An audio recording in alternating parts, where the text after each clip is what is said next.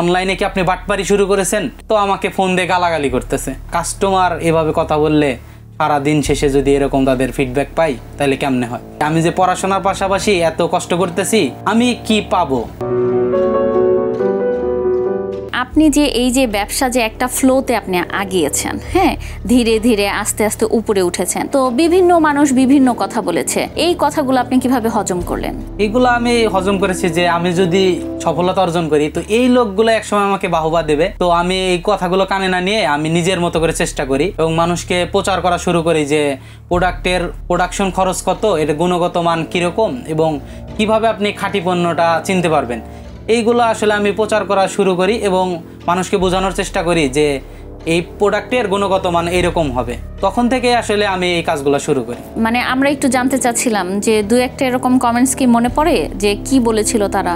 একজন কমেন্ট করেছিল যে আপনি প্রোডাক্টের উৎপাদন খরচের চেয়ে অনেক বেশি বিক্রি করতেছেন, যেটা অনলাইনে কি আপনি বাটপারি শুরু করেছেন? তো এইটা বলছে, পরে আমি ওইখানে রিপ্লাই দিয়েছিলাম যে আপনাকে আমি আমার কারখানায় স্বাগতম জানালাম, যে আপনি আসবেন, আপনাকে আমি প্রোডাকশন খরচ হিসাব করে উৎপাদন করে দেখিয়ে দেবো যেটার উৎপাদন খরচ কত এবং প্যাকেজিং খরচ করার পর এটার রেটটা কেমন আসে।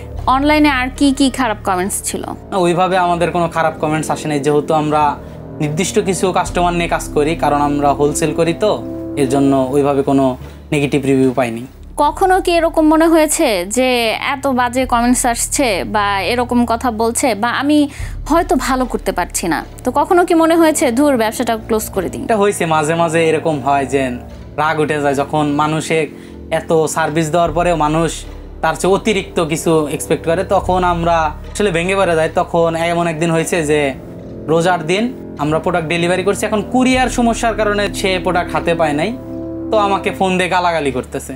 তো আমি বলছি যে ভাইয়া আপনি আর একটু অপেক্ষা করেন, প্রোডাক্টটা পেয়ে যাবেন। তো তখন থেকে আসলে মনে হয়েছে যে না, কাস্টমার এভাবে কথা বললে সারা দিন শেষে যদি এরকম তাদের ফিডব্যাক পাই তাহলে কেমনে হয়। তারপরে চিন্তা করি না, পরে যখন কাস্টমারটা প্রোডাক্ট পেয়ে কোয়ালিটি দেখে যখন খুশি হয়েছে, পরে ফোন দিয়ে আবার বলছে যে দুঃখিত ভাইয়া, আসলে বুঝতে পারি না, আপনাদের সাথে অনেক খারাপ ব্যবহার করেছি। তখন শুধু তাকে আমি বললাম, যেহেতু আমরা অনেক কাস্টমার হ্যান্ডেলিং করি, আমাদের অনেক বেগ পেতে হয়, তো ভাইয়া একটু সময় দিয়ে সহযোগিতা করবেন। তো এখন আর এইসব কোনো কথা কিছু মনে হয় না, এখন সব কিছু ম্যানেজ করতে পারি। নিজেকে আসলে সান্ত্বনা দিয়েছেন কিভাবে?